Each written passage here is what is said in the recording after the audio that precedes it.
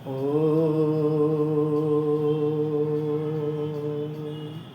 आज के अध्ययन में हम जानेंगे विधि और निषेध के बारे में और समझ एवं श्रद्धा के समन्वय के बारे में। आज 2 पॉइंट पढ़ेंगे। इसमें कहते हैं, जीवन को यदि 2 शब्दों में कहें तो विधि और निषेध है। विधि से आशय है जो शुभ है, जो जीवन में करने के योग्य है, और निषेध का अर्थ है अशुभ, जो जीवन में करने के योग्य नहीं है। जीवन में क्या करने के योग्य है, क्या अशुभ है और क्या योग्य नहीं, इसका निर्धारण करने के अनेक उपाय हैं। हमारे वेद, उपनिषद, दर्शन और वे सभी शास्त्र जो ऋषि प्रणीत हैं, सब विधि और निषेध की कथा कहते हैं। एक उपाय तो शास्त्र है और दूसरा उपाय हमारी अंतः प्रेरणा, हमारा शुद्धतम अंतर जगत, जहाँ से सब शास्त्रों का जन्म हुआ है। सही क्या है, गलत क्या है, शुभ क्या है, अशुभ क्या है, यह सब कुछ हमारी सहज अंतः प्रेरणा जानती है। यजुर्वेद में एक मंत्र आता है जिसे गुरुदेव प्राय हम सब के लिए उच्चारित करते हैं। दृष्ट्वा रूपे व्याकरो सत्यानृते प्रजापति। ईश्वर ने सभी को ऐसा अंतःकरण दिया है जो बहुत सहजता से सही गलत का निर्विवादित निर्णय कर देता है। केवल निर्णय ही नहीं करता, अपितु निर्णय सही है ऐसा भाव, ऐसी श्रद्धा तत्क्षण ही हमारे अंतःकरण में उत्पन्न भी कर देता है। आगे फिर कहते हैं कि यदि शुभ कर्म करने की इच्छा न भी हो तो भी हमें करना चाहिए। अशुभ या बुरा कर्म करने की कितनी भी प्रबल इच्छा हो तो अब भी हमें उसे नहीं करना चाहिए। परम पूज्य गुरुदेव के ये वाक्य शिक्षा आज के समय में दिए गए सरल शब्दों में ब्रह्म वाक्य है। यदि कोई व्यक्ति परम पूज्य गुरुदेव की इस शाश्वत शिक्षा पर जीना आरंभ कर दे और उसके जीवन में सभी शास्त्र अपने आप घटने लग जाएंगे। कहते हैं कि जब तक जो कुछ पढ़ा व समझा वे सारी शिक्षाएं उसके लिए फलदायी होने लग जाएंगी। उसके जीवन में सब प्रकार की दिव्यता और भव्यता आने लग जाएगी। क्योंकि जब साधक यह निश्चय कर लेता है कि मुझे मेरा जीवन साफ सुथरा रखना है, किसी भी प्रकार से अपने तन में मन में कोई दाग नहीं लगाना,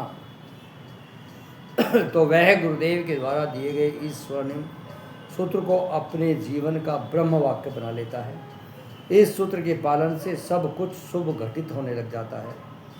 एक साधक के लिए एक साफ सुथरे जीवन की प्राप्ति के अतिरिक्त कुछ भी राग फिर शेष नहीं रह जाता। केंद्र गुरु तो परिधि विधि निषेध है। जीवन का यह नियम विशेष है। कर्तव्य कर्म की ही विधि कहलाते, जो अपनाते बड़ा सुख पाते। निषिद्ध कर्म तुम अधर्म सब जानो, कभी न करना इस आवेश को मानो। विधि निषेध की आज्ञा में रहकर जीवन जाएगा सब और निखर। विधि निषेध में सब उपदेश समाये, इसकी पालना करके सब क्लेश मिटाए। इसलिए विधि का पालन हर हाल में ही करना, प्रत्येक जगह प्रत्येक काल में ही करना, चाहे जैसी स्थिति हो सम्मुख। निषेध से सदा तुम रहना विमुख, सदा तुम रहना निषेध विमुख। ये कहा। आगे फिर कहते हैं, तर्क के साथ समझ और श्रद्धा का समन्वय। परम पूज्य जी कहते हैं, जितना समझदारी को आदर देते हैं, उतना ही तर्क को भी देते हैं। लेकिन तर्क के साथ समझ का जब समन्वय होता है तो एक समग्र दृष्टि निर्मित होती है जिसे हमें तार्किक तो बनना है लेकिन समझ को भी साथ बनाए रखना है। तर्क तो अपनी बात कह देता है लेकिन समझ साथ में विकसित होती रहती है, जिससे आपकी प्रस्तुति में एक विशिष्ट निखार आ जाता है। बात कहने वाले की स्वीकार्यता बढ़ जाती है, बात कहने का प्रयोजन भी सिद्ध हो जाता है। आज पूरे विश्व भर में जो देखा जाता है उसकी बात के मायने निकाले जाते हैं। वैश्विक दृष्टि से उसका क्या प्रभाव पड़ेगा, इस बात का चिंतन मनन भी होता है। यह सब कुछ उनके तार्किक बुद्धि के साथ समझ के समन्वय सिद्धांत का प्रतिफल है। अन्य शिक्षाओं की तरह यह शिक्षा भी हमें सिखाती है कि कैसे संवाद करना है, कैसे खंडन और मंडन से पार समन्वय की दृष्टि से अपने लक्ष्यों की पुष्टि करते हुए और आगे बढ़ते जाना है। जीवन के तर्क श्रद्धा का अद्भुत समन्वय देखने में आता है। कहते हैं कि वे अत्यधिक तार्किक हैं, लेकिन श्रद्धा को भी जीवन में उतना ही स्थान देते हैं। कहते हैं तर्क बहुत बड़ी चीज़ है लेकिन सब कुछ नहीं है। जैसे अर्थ अर्थात पैसा जीवन में बहुत बड़ा अर्थ रखता है लेकिन वह सब कुछ है, यह कहना भी उचित नहीं है।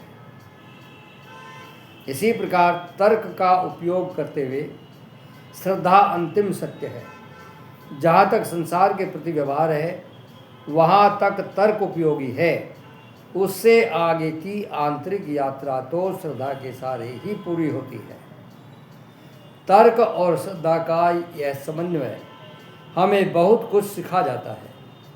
अभी तर्क इस विषय में बहुत तर्क वितर्क हुए हैं, लेकिन ऐसा जीवंत उदाहरण किसी ने प्रस्तुत किया हो, यह अपने आप में एक जीवंत शिक्षा है।